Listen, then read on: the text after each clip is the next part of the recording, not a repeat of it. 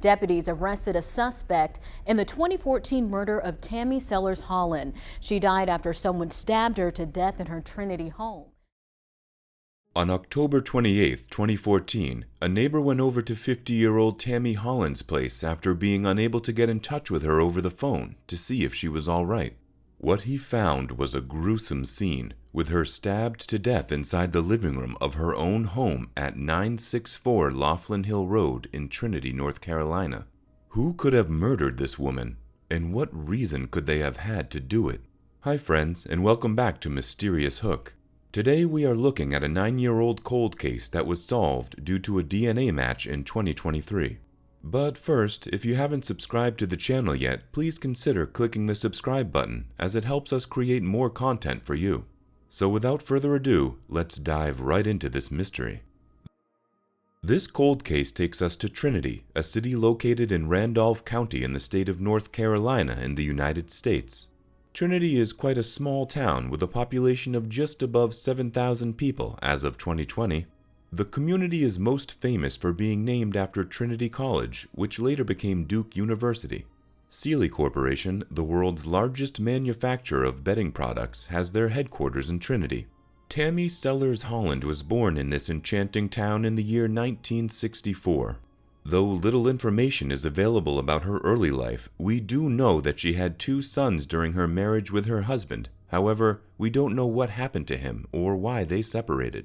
In the years that followed, Holland continued to live with her 2 sons in Trinity, North Carolina. According to the records available, Holland lived a routine, hard-working life. Since she was the only breadwinner in her family, she had to work multiple shifts and changed a number of jobs over the years looking for stability. When she turned 36, she finally found a job at Elizabeth's Pizza, where she ended up working for many years to follow. She would work the night shifts so she could be home with her children during the day and provide them with a loving environment as best she could. After some initial challenges, things finally began to go smoothly for the family. Her sons grew up, became self-sufficient, and moved out and settled on their own. By the time she was 50 years old in 2014, she had become a grandmother to 2 more boys. Everything seemed to be going perfectly until one fateful day, an incident occurred that would change all of their lives forever. On the 28th of October 2014, a surprising 911 call gained the attention of Randolph County Police. The person who made the 911 call was a neighbor of Holland's. According to the details released by the police, Holland's neighbor had been trying to get in touch with her but hadn't been able to get through and had assumed that she was just busy at work. On the 28th of October 2014, he decided to go check on her in person. It was around 2:10 a.m. when he reached Holland's house. Surprisingly, he noticed that her lights were still on. He also noticed that Holland's car was still in the driveway when at this time she normally would have been at work at Elizabeth's Pizza in Thomasville. This made him curious as to whether everything was all right, so he went to check on her, thinking that she was home. However, when he knocked on the door, there was no response. Confused, he then went to her window to see if she was inside the house. As he peered through, he saw her legs and then noticed her body lying motionless on the floor.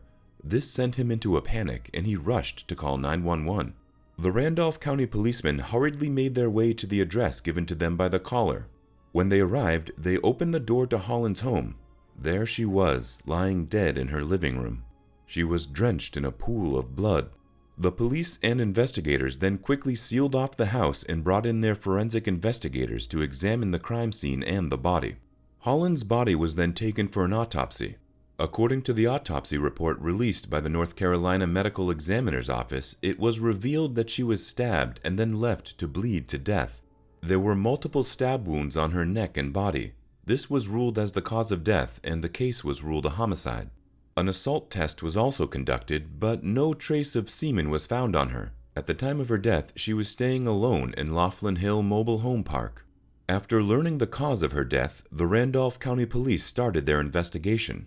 At first, they conducted interviews with adjacent homes around Holland's, and they learned that Holland had a noisy argument in her home the night before she died. There was even a record of her calling 911 about the matter. However, when she was offered medical assistance and an investigation into the altercation, she declined. During the initial investigation, Randolph County Police had a number of people on their list of suspects, but were unable to unearth any specific evidence that pointed to any one of them being the culprit. Though the police gathered evidence at the crime scene, including DNA that did not belong to Holland, they could not find any matches within the system to point them towards who was behind this sinister act. The Randolph County Police did their best to find the culprit. They even offered a handsome reward of $5,000 for information about Holland's murder, but none of the tips they received were viable. Eventually, without any suspects or fresh leads to follow, the case went cold. However, all the important questions remained unanswered. Who could have murdered Tammy Holland?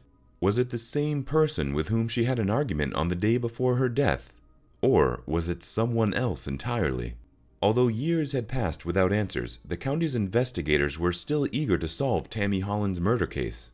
In 2020, they reopened the case and began a fresh investigation, making use of every piece of information at their fingertips, including the genetic evidence collected from the crime scene. They first began the investigation by submitting the DNA evidence to the CULPRIT system. 3 years later, the system produced a match. However, to their surprise, they didn't find one suspect but two. The culprits were identified as Roy Lee White and Florence Keene. On January 26, 2023, a warrant was brought out against Roy Lee White and Florence Keene. Roy was wanted for felony accessory after the fact of first-degree murder, according to the warrant. Who were Roy Lee White and Florence Keene, and what was their connection to Holland?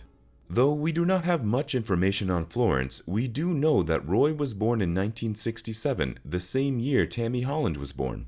He married Florence Keene while he was in his mid-20s. The couple lived together in a mobile home and were actually Holland's neighbors. According to sources, it was found that Roy and his wife Florence were well associated with Holland. As neighbors, they would often meet and talk.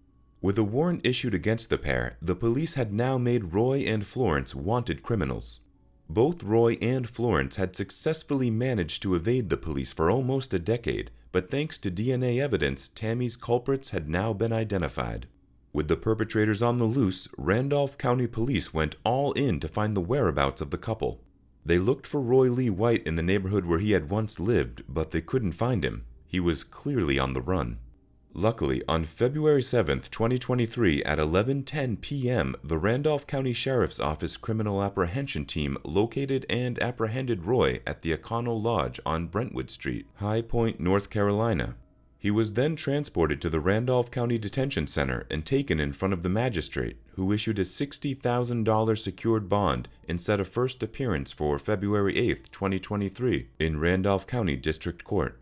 With Roy finally arrested, the investigators wanted an open confession about the murder. He complied with his arrest and cooperated with the police. During the interrogation, Roy was asked about the murder and about the whereabouts of his wife Florence. In an open confession, he revealed that on the night of October 28, 2014, it was Florence who stabbed Holland while she bled to death in her home. Roy had quickly assumed control of the situation by concealing the knife that was used to kill Holland after the crime was committed. When the investigators came to their door after the murder, the couple managed to play their part, which was simply enough to not get themselves arrested. They were successful in that, and the police never had any idea that it was them who had committed the crime. The couple then managed to stay out of trouble for almost a decade until DNA evidence led straight to them. However, in 2018, Florence died due to natural causes, which led to Roy getting evicted from his home. He then became a vagabond and started living in hotels for short stints before moving on to the next one. It was in one of these hotels that the Randolph police found Roy and where they finally arrested him. However, the question remained, how had the couple evaded the police this whole time? Why weren't they suspects in the murder of Holland? Well, at the time of the initial investigation, before the case went cold, they had been questioned by detectives. However, they had managed to evade detection by pretending to not know anything about the murder. But in 2020, when multiple detectives started looking into the cold case of Tammy Holland again, they found DNA evidence that led them straight to Roy and his wife Florence. Though no further details were released about the murder, after Roy's confession, the sheriff's office did release some details of the murder, which included the DNA evidence, the crime scene details, and other pieces of information. With her killer caught, her loved ones came out to remember Holland when the news was announced. Her friends and family members stated that throughout her life she was a devoted employee and friend and an extremely kind-hearted person. Aldo DePorto, the owner of Elizabeth's Pizza, where Holland was employed till her last day, said, "She was always happy, smiling when she came in."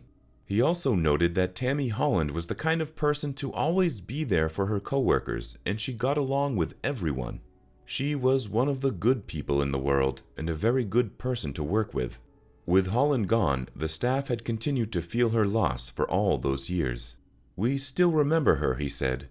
"We remember the way she was, and we're never going to forget her, you know? She's gonna be a lifetime deal." DePorto also added that he doesn't want to judge Roy or Florence. Instead, his thoughts are with Holland's family. "We keep Tammy in prayer," he further added. "We love the way she was when she was working here. We keep her in our hearts, and I pray for her family." What are your thoughts about the case of Tammy Holland? Do you think justice was served? Let us know your thoughts in the comment section below. If you like our content, please like and subscribe to our channel for more true crime content like this. Press the bell icon to get notified whenever we upload a new video. Thanks for watching.